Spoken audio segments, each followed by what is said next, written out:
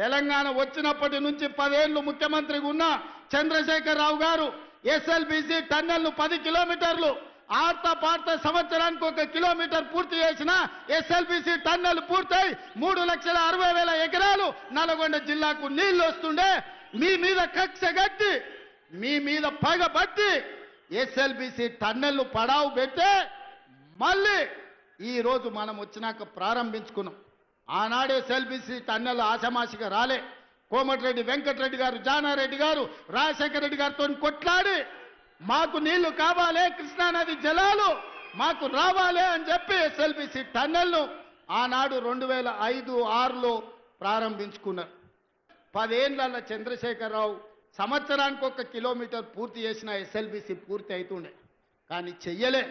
ఆయనకు మీ ఓట్ల మీద దాస ఉంది, మీ సీట్ల మీద దాస ఉంది, కానీ మీ నీళ్ళ మీద దాస లేదు, మీ కష్టాలను తీర్చాలన్న ఆలోచన లేదు.